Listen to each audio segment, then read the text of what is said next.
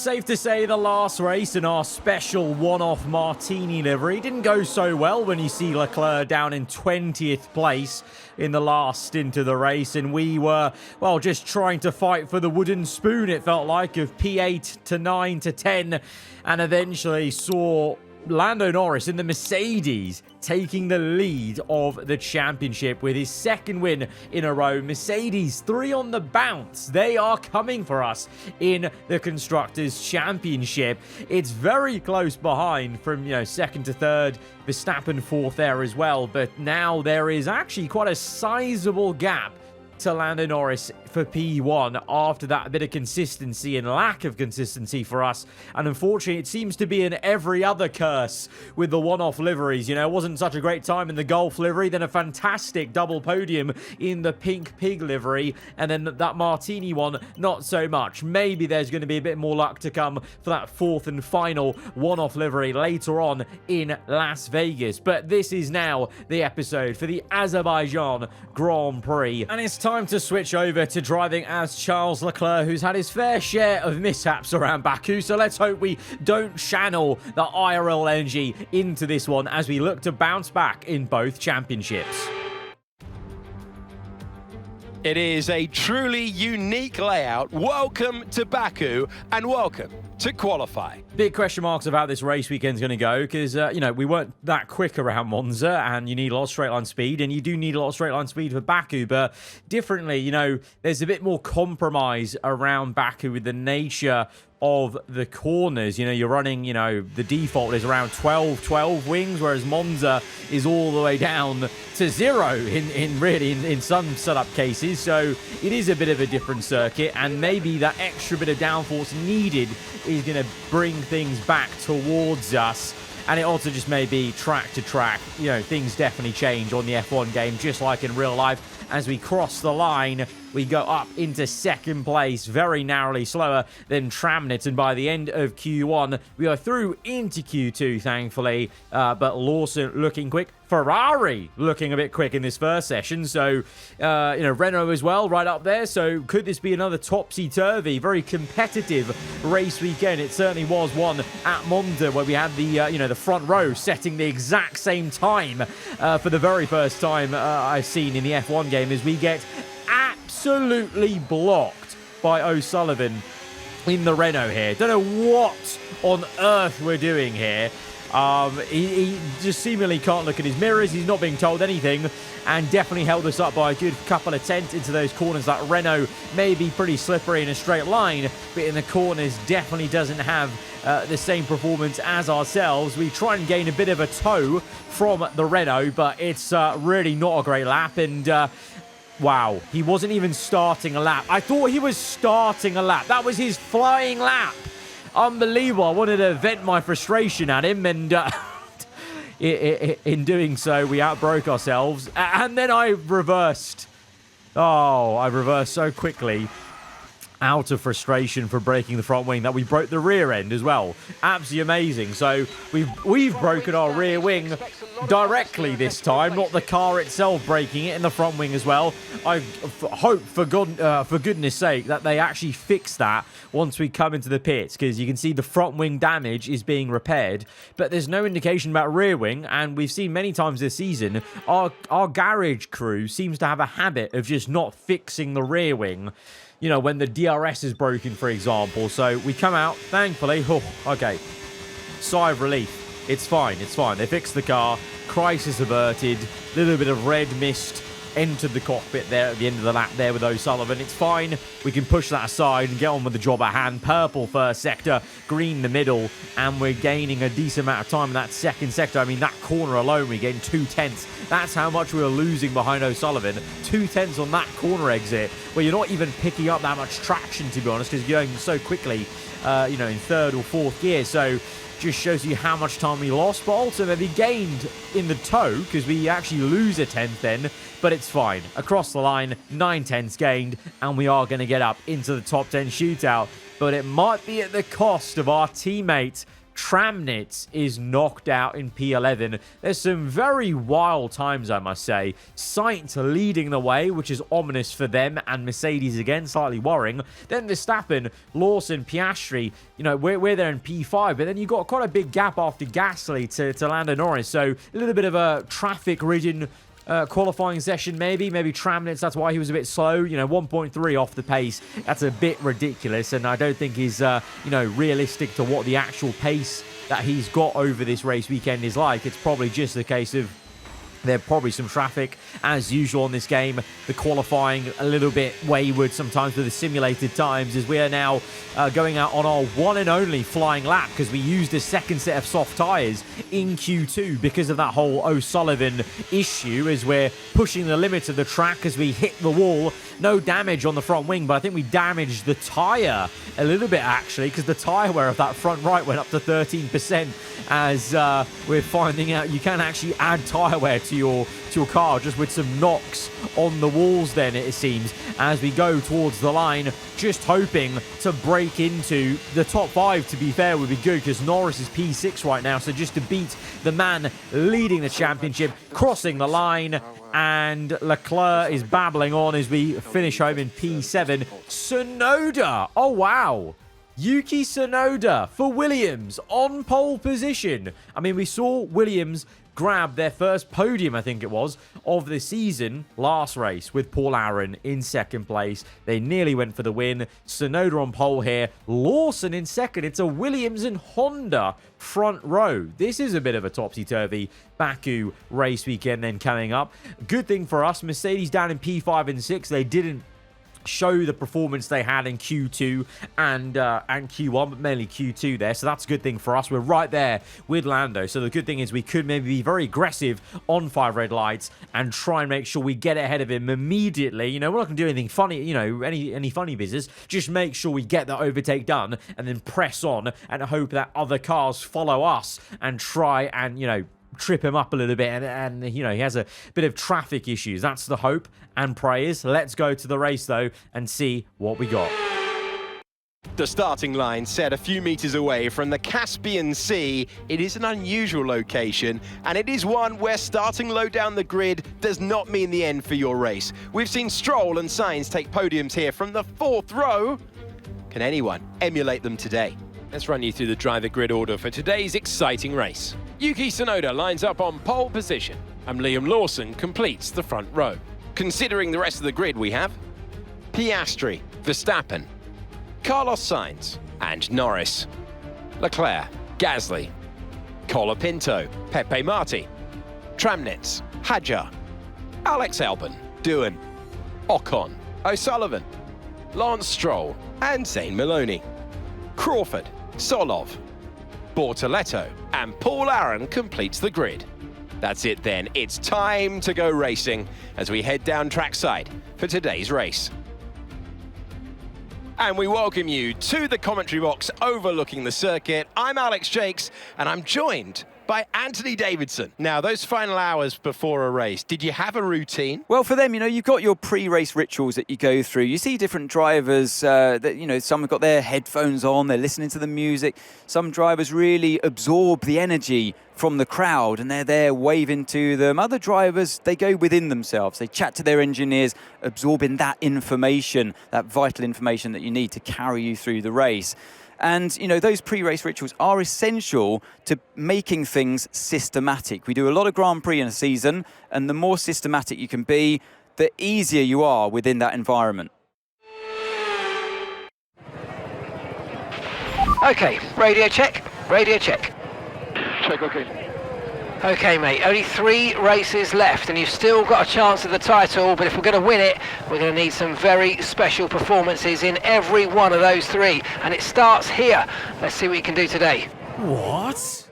Mark, are you alright? What on earth is our engineer smoking today? It's clearly the good stuff. 3 races left. Brother, there are way more than 3 races left. We got 5, including this one. 4 left, plus 2 of them are sprint rounds as well. That's way more than 3. This guy's ready for it to all be over. He's had enough of all the car issues or what, I don't know. That could have really worried me if I didn't actually know in myself, truly, that there are way more than just 3 races. If there were 3 races left, that would be a major problem in terms of the way last race went and the championship standing. But, yeah, usually Mark, he's given us some words of wisdom in the last season or two. You know, when we've had some difficult races, we've come back because of those words of wisdom. But that was just, I don't know, that was just waffle from Mar. Has absolutely no idea what he's on about. And there is a forecast, I can tell you, for some rain at the end of this race. So maybe that is an omen to ignore what Mark is going to say later today when it starts raining. Hopefully when it starts raining, because I really do think we need some rain to help us out, because we're all on the hard tyres, because I think everyone is thinking the same thing. Can we get to the wet period on one set of hards? Because otherwise the tyre wear is always a problem around here, and I feel like in Monza that could be our undoing. So I really actually want the rain to come sooner rather than later. But right now we focus on the race start and hopefully looking to jump the Mercedes as we go to lights out, and we're underway for the Azerbaijan Grand Prix. It's a so-so start from us when we go for that squeeze, and it's a dive to the inside of both Silver Arrows. We've got Sainz, we've got Norris, and we're up into 5th place. There's a collision warning. It's actually for the other Mercedes, not the one you're thinking about. So no funny business with Lando Norris. We just fair and square overtook him there with a bold move as we see Verstappen versus Piastri ahead of us. It's Tsunoda that leads the way though, remember, from Lawson. Piastri, after a few difficult races, it's a good start for him. You know, clean qualifying, and he's up into 3rd place there. Verstappen P4 once again wrestling that McLaren, trying to outdo it constantly, it seems. It just seems like that car doesn't actually want to finish high this season, and yet Verstappen single-handedly is keeping himself somewhat in there at the, you know, the sharp end of the standings, but still needs a little bit more. And I'm hoping for our sake he doesn't get it today and that we can overtake him eventually, because Lando Norris on the end of lap 1 is making moves on his own teammate. He swaps with Carlos Sainz, so he is now immediately the one behind us as we are going for the overtake on Verstappen. DRS enabled. We can't quite make a move into turn 1. We could have definitely gone for it, but I just felt like let's set up the move on the next straight, knowing there's DRS there. It's one of those ones where at Baku you have to be very, very tactical about when you make the overtake, because especially on the game, you will just get re-overtaken unless you have overwhelming pace to push away in the second sector, which I don't think we have right now. Maybe later on when some tyre wear kicks in, that McLaren won't be so strong as we've seen many times in the season. But right now it's at a rate of knots. Coming at us is Verstappen and Norris. This is an issue. The Mercedes gets us. He might even get Verstappen. No, not quite, but he has overtaken us. We're going to have a kamikaze dive back down the inside. That's very reminiscent of the moves we were making in Miami. And you know what? With that move, that felt like Verstappen versus Norris in 2024 at the back end of the season, where we have the inferior car now and we're just having to absolutely send it and be a bit of a menace. That's maybe how we have to act for the rest of the season in order to get this back over the line and get Leclerc or Tramnitz the Drivers' Championship. Constructors, I'm quietly confident we can go about our business and keep Mercedes at bay. You know, it looks like they're not going to win this race, thank God. There's not going to be, you know, 4 wins on the bounce for them. And it was always going to be very, very tough for them to do that, you know, with how competitive things are. But that's how insane that run of 3 race wins has been for them. The fact they've done it in such a competitive season, it's kind of no surprise that they've taken one of the championship lead, you know, standings. But as we continue to swap with Verstappen, then this is a replay because there's been a change for the lead. There's actually been 2 overtakes on Tsunoda. So he was flying high in P1, but this was actually onto lap 2. Immediately Lawson is on the back of him, and the Honda takes the lead of this Grand Prix. Piastri then comes in for the overtake on lap 3. So the Williams was going really well over 1 lap, but now in race pace terms, just like in Monza, falling away. But a lot earlier this is then for Tsunoda, and Piastri now in 2nd place. So Piastri finding a little bit of his old mojo back in this race. Much needed for him to maybe reboot his championship chances, as we see now, speaking of the championship leader getting ahead of Verstappen, the Mercedes into P5, as I think you can very much tell Verstappen is starting to struggle now with that McLaren race pace, the tyre wear. The McLaren's not been great, and even Verstappen can't outdrive that. I mean, Stroll's down in P17, so it just shows you how much of a job Verstappen's doing at this point anyway, as Tramnitz is up into P9, by the way. He's quietly made a few moves, but still needs to make a few more for his sake. But now the pressure's piling on. There was contact into turn 1. Gasly's through. Gasly overtakes us. We were defending Norris. It was 3 wide into turn 1 there. I was too busy focusing on Verstappen. He's broken his front wing as we try and break the toe of the Silver Arrow. Gasly has come through out of nowhere. He's passed Verstappen, he's passed Norris, and he's passed us. He's done 3 overtakes in the span of about half a lap there, and is up into P4. So the Red Bull Ford team showing a lot of great race pace, as we're now on board with Tim Tramnitz making a move on 1, Colapinto maybe 2 on Max Verstappen. Oh, it's a late lunge into turn 1. Verstappen's really struggling now.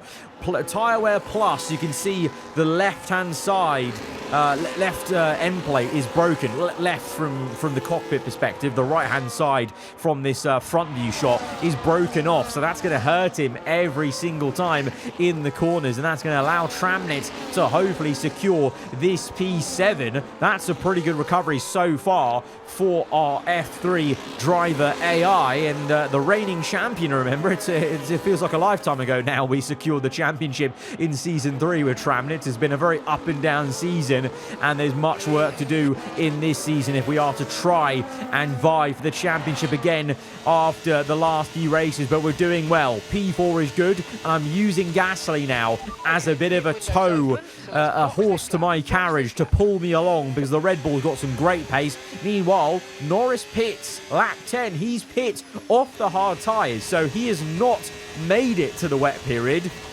There's not really been an inkling of a wet period yet, but I'm adamant it's coming, so we carry on. Piastri comes in, so a few people committing to doing at least another dry tyre stint, but I think it's on the way, and I'm getting some messages now from Mark. I can tell you that there is weather on the way in 5 minutes. Wet weather, that is, I should say, as Gasly is now in. Lawson is coming in, I think, so we are going to take the lead of the race. Tramnitz is in. I was actually surprised. Up till now, Tramnitz was staying out, so I thought, hang on a minute. Is he actually going to follow me on this audacious gamble to go to the wet period? But no, he's come in. So I'm the only one now seemingly thinking about the wet period and getting to that on 1 set of tyres. Lawson overtakes me with ease because he's on fresh mediums, and Piastri has come out on fresh hards. Well, I should say not come out. He's actually been on those tyres now for a lap or 2, and he's warmed them up, fired them up, and we're struggling now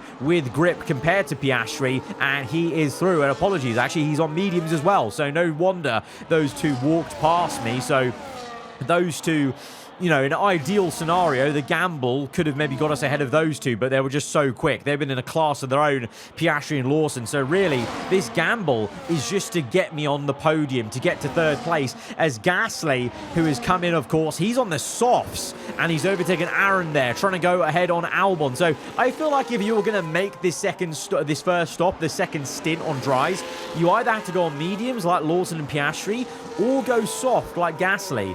You know, Norris, he's on hards. I just don't see the point of doing that, and I hope that's to our benefit then, of he's not going to, you know, gain that much else on the hards. And in fact, I feel like Gasly maybe could close up to him on the soft by the time the wet weather comes. You know, it's a big question mark of when that happens. And at this point in the cockpit, I'm doing a rain dance because it's lap 14. It is overcast, but where is the rain? It's here. It's here. Lap 15, look at the halo. It's very hard to tell, very hard to tell. Look at the halo, look at the halo at the top of the chassis. There are some sprinklings of rain, and so this is the time now to commit to this strategy. It's too late now to come in for dries. We must commit to going to the Inters. But the grip is now falling away, not only on track, but our tyres, of course, as well, as there are only 10 laps to go, and we're still on the same set of hards, and no wonder then, by the next lap, Lando Norris is practically pushing us up the castle section as the grip is falling away, and now, as we go through into the next section, the orange icon has come out for the first time. Can we keep Lando behind? This might be crucial, and, you know, the entire point of this gamble is to be ahead on track, but a lock-up for us, double lock-up. Oh, Lando's hit us. The Mercedes has hit us. We locked up. We were going towards the wall. We were drifting through the corner, and the Mercedes has just come through and driven into us. Drama in the championship fight here in Baku. Lando Norris without a half a front wing, I think it is, and he's broken our floor. Permanently, that is. And the rain is still not enough to come in for Inters. But Norris, he's coming in, is he? Yes, he is. As we were going towards him, just to let him know our frustration. But Norris is in. This is massive. That was totally out of my hands, I feel. We were having our own problem. I thought we were maybe going to be out of the race going towards the wall. Lo and behold, we kept it going. But Norris simply drove into it. I mean, it's a tough one, that.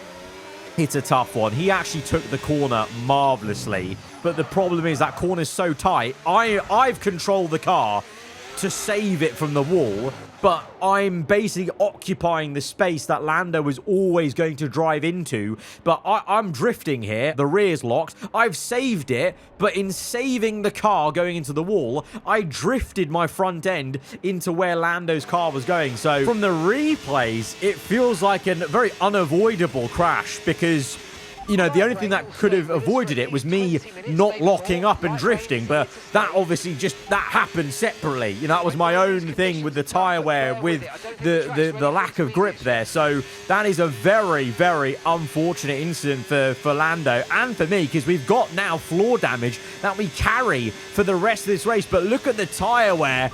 We need to come in. I feel like I'm asking about tyre status, but the rear right's 100%. The puncher's coming, surely. The puncher is surely coming. We've got to come in. I'm going to come in. We were already slowing down, almost anticipating maybe the puncher to happen, because I thought, okay, we need to come in either way. Even if the track is not ready for Inters, we had to come in. And then lo and behold, thank God I didn't fully commit to going straight. I was leaving myself a bit of buffer room to turn left, because the puncher happened, you know, seconds away from us being too late. There's a pit stop error. I don't even care. I don't even care there's a pit stop mistake, because we've come in and we've saved ourselves from a world of pain. That could have been a whole lap with a puncher, but instead, with the first car now to come on to Inters, the gamble has somewhat worked. You know, we've got floor damage, you know, because of a separate issue, but the actual gamble of carrying on hards might just work here. We're the only one on Inters right now, and the grip is there because we're, you know, again, getting frustrated by O'Sullivan, not for the first time in this race weekend. We overtake him with ease there because we've got the grip. I mean, it's semi there. You can see the turn-in. The turn-in grip's not quite there yet. It's not wet enough to get the front end in, but the traction is definitely better than these guys on worn mediums and hards, and our teammates in. Surely that's it then. With 6 laps to go, I think everyone's coming in, so we weren't too far off actually calling that on the right lap to come in for intermediate. So we're going to come through into turn 1, and we're up into P5, that is. Hadjar carries on. Lando carries on. Norris carries on mediums. What's going on? Is the Mercedes, are they wanting to try and use that fresh medium as much as they can before coming in? As we make quick work of Hadjar, Gasly is only 2.2 behind, so I feel like the Red Bull might come knocking very, very soon. But on lap 22, the next lap, Norris is still not in. Piastri and Lawson, they've come in and out. They're on Inters. Norris, though, is the odd one out. 3rd place, he's on the medium still. Is this desperation from Mercedes, having seen their driver crash into his rival? Is that desperation from the German outfit? Are they thinking, look, the only way we can recover from this is trying to get to the end on mediums. Is that what they're thinking? I don't know, but Tramnitz has actually gained in the wet period. He's up to P7, P6 now on the top left. He's overtaken Verstappen, so Tramnitz is flying in these difficult conditions. And look at this. We catch up to Norris, just tiptoeing around on medium tyres. We could have been a lot more aggressive. I could have been a dick, but I'm not going to be. We just overtake him with ease, and we get on with the job at hand because Gasly is going to come knocking. And that's the real problem, is we've thrown this gamble to try and get third place, but Gasly might just come in and ruin that because the Red Bull is so quick. And you know what? That's how you take the corner side by side there. Collision with Gasly, but you saw how Gasly slowed up enough to give us room to be there on the right-hand side. And maybe, you know, that crash earlier with Norris could have been avoided if Norris didn't come in so hot. That's all I'm saying, But anyway, Tramnitz has overtaken Norris as we are now defending against Gasly. I'm seeing an opportunity here to maybe help out our teammate. Leclerc might be fighting Tramnitz for the championship, but in this instance right now, I think it's got to be a bit of teamwork to try and maximize results against Lando Norris. And we've defended Gasly with everything we've got. We've got the inferior car, we've got that damage to the floor. The tire wear is also a bit awful. I think we actually got more tire on our front left with a bit of contact from Gasly, so that's not helped us at all. But this is going to help out the team in a net positive as we slow up and we wave by Tramnitz. Don't ever say I'm not a good teammate, even though it's a bit of a weird dynamic this year with F1 25, because obviously being a good teammate to the detriment of our AI teammate of Leclerc the next time we step into the shoes of Tramnitz. So it's a bit of a weird dynamic, but I think you can see my logic. In this race, it's got to be 2 versus 1, as Gasly pretty much is fed up with me and just cuts the curb to overtake me there. He's just sent it and he's had enough. And I would too, because I've got no pace anymore. My tyres are really, really done, and the floor damage is really not helping me in these corners. You can see I'm having to lift off in some of these corners, and now we've got 4% battery. Verstappen is going to come through and try and overtake us. We're going to try and tuck in behind for a bit of slipstream to repass him maybe with 2 laps to go. I'm trying everything to maintain a P5 position, but in reality maybe it's a case of when, not if, Verstappen will overtake us. Liam Lawson, though, let's celebrate that. Liam Lawson winning his 2nd race of this season. Honda's 2nd win of the season. Insane to see Honda winning here in Baku. Piastri rebounds a bit, and is that a reboot for his championship chances for Oscar Piastri in 2nd place? Tramnitz will finish in 3rd, thanks to us and our teamwork there by holding Gasly up enough. And you can see how awful my car is with the floor damage, because I'm holding up Verstappen, Albon and Marty. It's deja vu from Monza, where we're just defending hard. This time at least it's for a P5, but I fear, you know, this is the beauty of Baku, and the annoying thing about Baku is you can get overtaken literally on the last lap, last straight, and that might just happen because I've got no battery. 1%, I've got no battery left. I've got nothing, and Verstappen is going to come through. Thank God we didn't get overtaken by Marty or Albon there. Marty actually overtook the Ferrari for 7th place, but we've come in 6th. Doesn't feel great, 6th place, but in reality, that's a big 6th place for us versus Lando Norris scoring 0 points, and Tramnitz even bigger with a 3rd. A sensational moment for the Kiwi driver. Liam Lawson takes the win. Race victory and fastest lap as well. You can see how much, by the way, that fastest lap mattered to them today. They're looking for absolute dominance, and this seems to be their mission this year. Alex Jakes understandably very excited for Liam Lawson. It's a big win for him. 2nd win of the season's huge as he grows and grows as a driver. But look at this then. 9 points the gap is from P1 to P4. Even Verstappen gained in that race. It's game on with 4 races to go. Not 2, thanks Mark. With 4 races to go, including 2 sprints in that then as well. On top, it is all to play for. 9 points in it. it is game on, and we really did bounce back from Monza. And in a weird way, Lando was his own worst enemy, coming in so hot with that crash. If it wasn't for that, he could have been gaining and limited the damage. But you know, that's going to be maybe a contentious moment in the season, but I stand by. I was simply controlling my car, and it was down to his AI where he was going to go. But I guess you're going to sound off in the comments and probably put some blame on me, but that's always to be expected. Guys, if you have enjoyed it, hit the like button. Let me know your thought in the comments below. If you're around here, then do get subscribed for weekly Formula 1 content. I'll see you guys next time. Goodbye.